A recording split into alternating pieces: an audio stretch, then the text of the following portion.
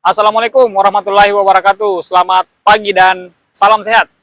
Ketemu lagi bersama saya dengan Ega Sulfar di channel YouTube saya yang membahas terkait dengan anxiety, GERD, dan psikosomatis.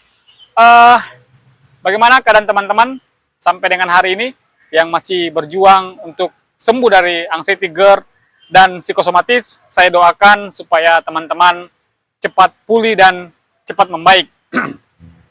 Eh, saya kurang lebih 10 hari tidak melakukan upload ataupun sharing terkait dengan video anxiety, GERD, dan psikosomatis karena ada gangguan dengan handphone saya, sehingga saya tidak sempat untuk membuat video-video terkait dengan anxiety, GERD, dan psikosomatis.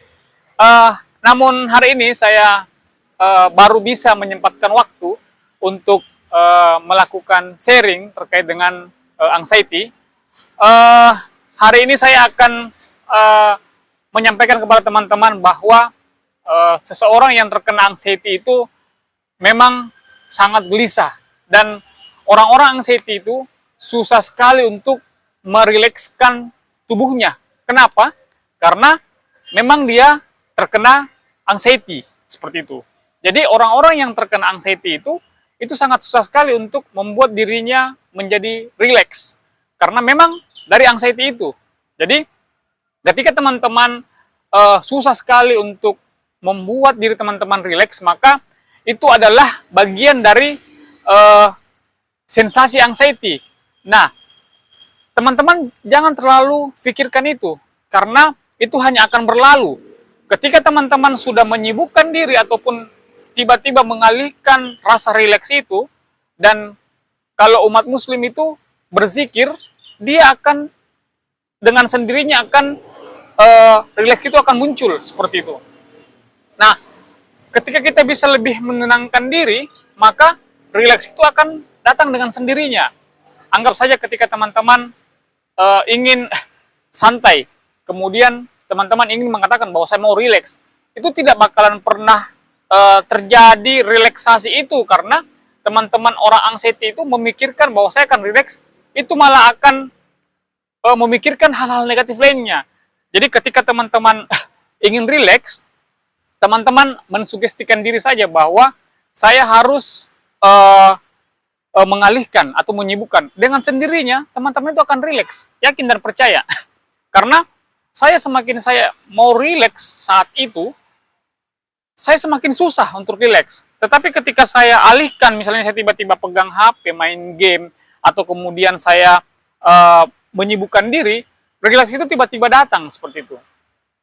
Nah, banyak orang bilang orang-orang anxiety itu ketika anxiety-nya datang ataupun serangan paniknya datang, itu merilekskan diri dengan cara menenangkan diri. Tetapi ketika kita berusaha untuk menenangkan diri, itu malah pikiran malah makin menjadi-jadi seperti itu. Jadi saran saya kepada teman-teman ketika serangan anxiety datang ataupun serangan panik datang, teman-teman cukup duduk sebentar, kemudian alihkan dengan melakukan kegiatan-kegiatan ataupun kesibukan kecil, misalnya berhitung ataupun berzikir ataupun membaca surah-surah pendek itu untuk umat muslim, dan lebih menenangkan lagi untuk teman-teman yang non-muslim seperti itu. Karena saya sudah mencoba melakukan untuk bagaimana kemudian saya merilekskan tubuh ini, itu semakin jauh dan semakin susah saya untuk merilekskan tubuh ini, karena saya sudah memikirkan hal-hal negatif lainnya. Bagaimana mungkin saya bisa rileks ketika serangan anxiety itu datang dan saya tiba-tiba ingin rileks begitu. Jadi yang saya lakukan adalah saya mencoba untuk menyibukkan diri. Ternyata dengan saya menyibukkan diri, itu relaksasi itu tiba-tiba datang, dan anxiety saya itu pelan-pelan atau berangsur-angsur mulai hilang dari pikiran saya. Karena sesungguhnya orang-orang yang anxiety itu hanyalah permainan pikirannya saja.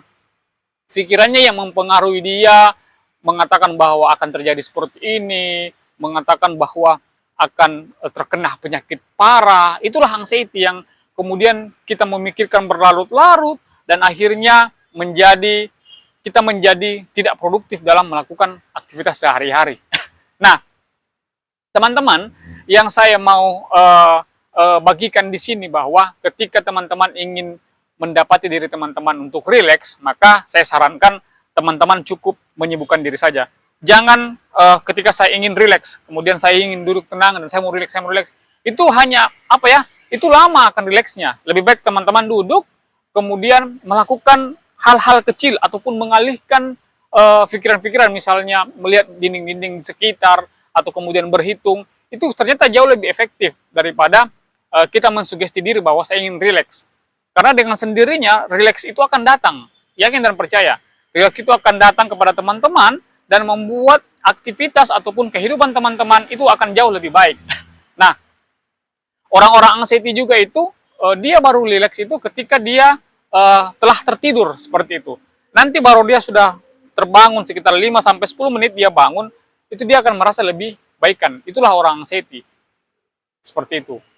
Karena saya biasa kalau ingin merilekskan diri, dulu saya itu memejamkan mata itu kayak tertidur sekitar 5-10 menit, baru itu saya bangun, itu saya sudah mulai merasa agak baikan.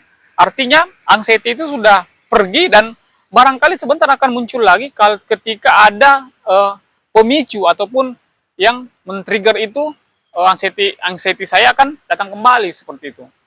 Jadi ketika teman-teman ingin merilekskan tubuh teman-teman cukup melakukan kegiatan kecil saja. Tidak usah ingin menyampaikan bahwa saya ingin merilekskan diri deh karena saya sedang anxiety. Sebenarnya tidak usah. Teman-teman cukup duduk berdiam diri, melakukan kegiatan-kegiatan kecil, mengalihkan pandangan, mengalihkan pikiran, itu ternyata akan jauh lebih rileks dibanding kita ingin merilekskan tubuh kita itu sendiri, seperti itu. Misalnya, contoh, kayak saya dulu, ketika anxiety saya datang, saya tiba-tiba langsung mau merilekskan diri. Nah, pergilah saya ke tempat yang sunyi ataupun nyender. Seperti saya merilekskan diri, ternyata pikiran saya itu makin banyak dan saya memikirkan hal-hal aneh, hal-hal berat yang menimpa saya. Ternyata makin susah. Tapi ketika saya mengambil HP misalnya, kemudian saya bermain game, ataupun saya melakukan aktivitas-aktivitas kecil lainnya, ternyata itu bisa mengalihkan anxiety itu. Dan saya pelan-pelan bisa rileks seperti itu. Dan itu ternyata jauh lebih efektif seperti itu. Jadi teman-teman yang sampai dengan hari ini masih berjuang, ketika ingin mencari relaksasi terhadap anxiety yang teman-teman derita, itu saja yang teman-teman lakukan. Teman-teman cukup mengalihkan aktivitas teman-teman, membuat situasi yang membuat teman-teman bisa lebih berkegiatan seperti itu. Karena itu akan membuat teman-teman menjadi rileks, yakin dan percaya. Karena saya sendiri yang merasakannya dan saya pernah melalui itu dan memang efektif dibanding kita harus rileks kepada diri kita sendiri seperti itu. Jadi apa yang saya sampaikan pada teman-teman itu saja yang bisa saya share terkait dengan orang-orang anxiety itu susah sekali untuk rileks seperti itu.